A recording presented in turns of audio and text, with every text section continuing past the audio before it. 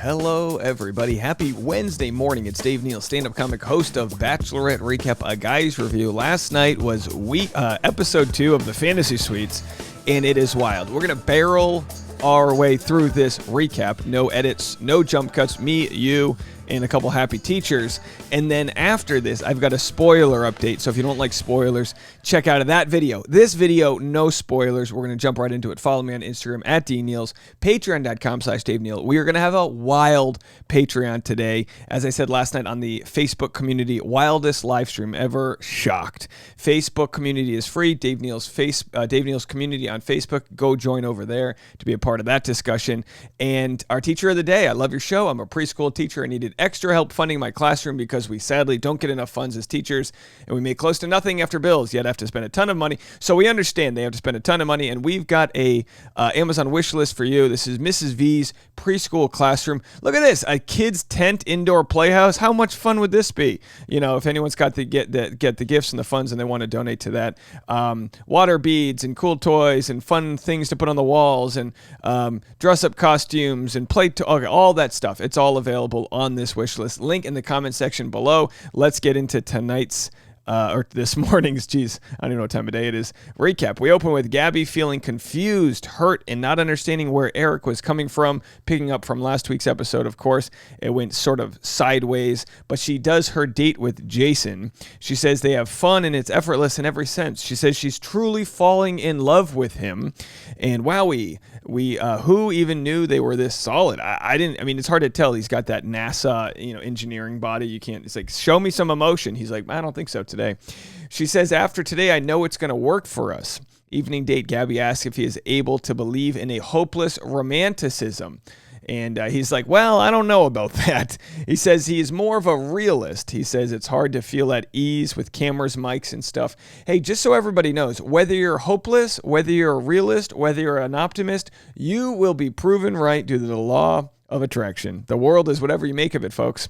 He says he's trying to stay true to himself. She's crying. He doesn't want to walk away from this, but isn't willing to do the performance art. That's what it is. It's performance art. You got to say all these things. It's just like Chad Johnson. Remember on JoJo season, episode 2, or whatever it was, there was a group date, and the date was like, everyone profess your love for JoJo. And Chad Johnson's like, I don't love her. I just met her. We'll have to see how it works out. And everyone's like, oh my gosh, you're desecrating the good name of the Bachelorette. And then he says, F you, Chris Harrison.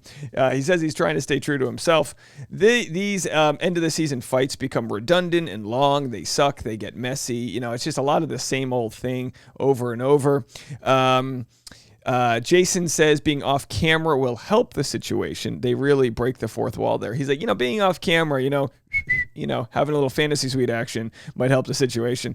But I understand what he means. He's like, look, I have a mic taped to my chest. Can we talk like humans? And the producers were like, not on my dime. Gabby says she's never met anyone like him. Honestly, if I win and I hear my fiance say this about the other guy, it would be tough.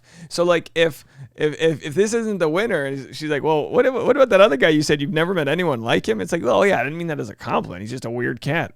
The morning after, this will make it or break it. Of course, the morning after, the ominous music doesn't bode well for the relationship. The wide shot of the perfectly made bed that nobody bumped their Harrisons into.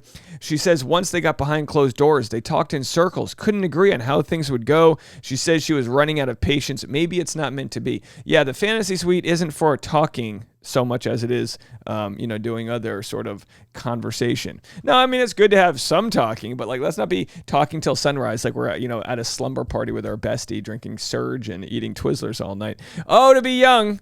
The morning after breakup, he says sorry. She says, you don't have to say sorry. And it's like, all right, well, it's more of like a formality. She says sorry, or he says sorry. It took him to that time to realize that it wasn't going to work out. He says he fought to get there.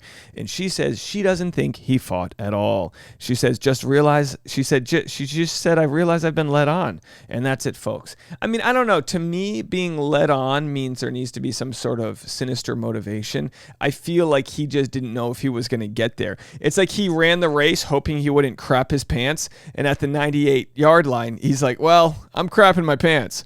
And that's it, folks. She breaks down in the interview. He never loved me, so what were we doing? I know she's upset, but it's like, well, you never love. It's usually not love at first sight. You kind of get there. His brain seems to have worked in a slower way because it's more of a realist brain. So it involves all these checkpoints he wasn't able to cross. That's the way I saw it. Rachel's turn. Her last fantasy date with Zach.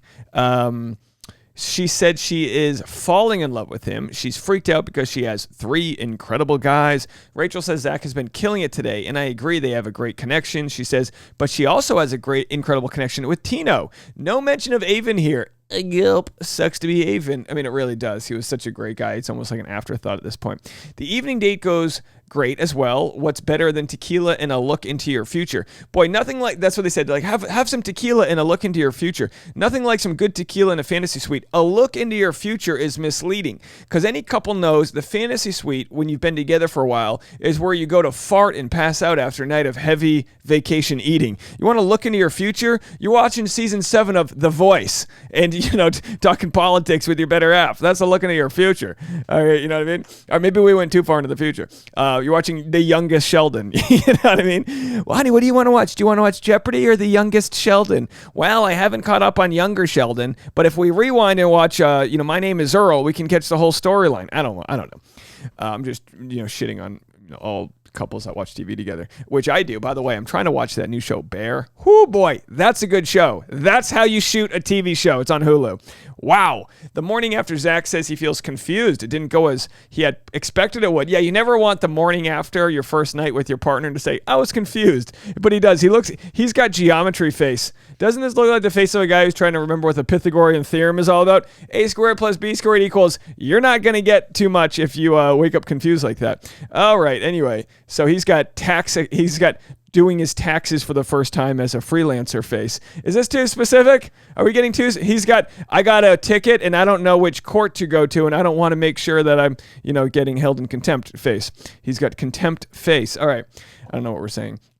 All right, yeah, I could just do that all episode long. What other kind of face? He has the face of somebody who commented something rude on a YouTube video, and then the creator of the video commented back on them, smashing them, and everyone agreed that it was a really rude comment, but they're like dug into their heels, and they can't admit their own faults. That's the guy.